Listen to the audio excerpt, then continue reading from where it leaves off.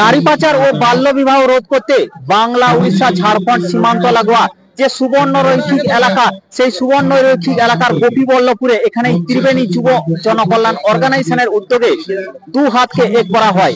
এখানেই হয় গণবিবাহ। আর আমার সামনেই রয়েছেন এখানকার যে গণবিবাহের সম্পাদক সনাতন দাস। তার থেকে জানার চেষ্টা করব দিলাম যে বাল্য বিবাহ কিভাবে রুখবো এবং নারী পাচার, এই বলে শুরু করলাম যে প্রচার। তারপরে শুরু করলাম গণবিবাহ।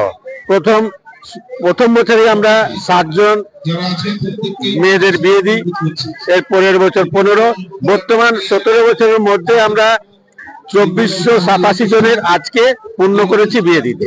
বাল্য বিবাহ বন্ধ করেছি, নারী পাচারও বন্ধ করেছি। আমাদের সরকার বিভিন্ন রকমের কন্যাশ্রী, রূপশ্রী দিয়ে অনেকটাই আমাদেরকে মোটামুটি আমাদের এলাকায় সাহায্য হয়েছে।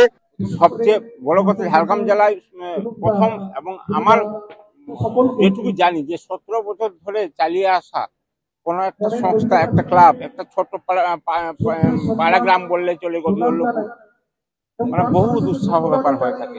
কিন্তু আমাদের সংস্কৃতি প্রেমিক লোক, আমাদের জঙ্গলমহলের এলাকার খুব মন দরদি মানুষ, যারা সাহায্য আজকে হাত বাড়িয়ে দেওয়ার জন্য আজ এতগুলা পেয়ারে আমরা বিয়ে দিতে পেরেছি। এবং একদিকে যেমন ঝাড়খণ্ড, বাংলা, বিহার, উড়িষ্যা এটার একটা মেলবন্ধন, তার পাশাপাশি এটাও প্রমাণিত হয় যে মুখ্যমন্ত্রী মমতা বন্দ্যোপাধ্যায়ের নেতৃত্বে রূপশ্রী প্রকল্প যেভাবে বাংলার প্রান্তিক মানুষকে সাহায্য করেছে, তার পাশাপাশি সনাতন দাস এবং এখানে ত্রিবেণী যুব জনকল্যাণ অর্গানাইজেশন, তাদেরকে অনেক অনেক শুভেচ্ছা, অভিনন্দন জানাচ্ছি এবং আগামী দিন তারা নিশ্চিতভাবে মানুষের পাশে এভাবেই দাঁড়াবে। গোপীবল্লভপুর থেকে অরূপ ঘোষ, কলকাতা টিভি।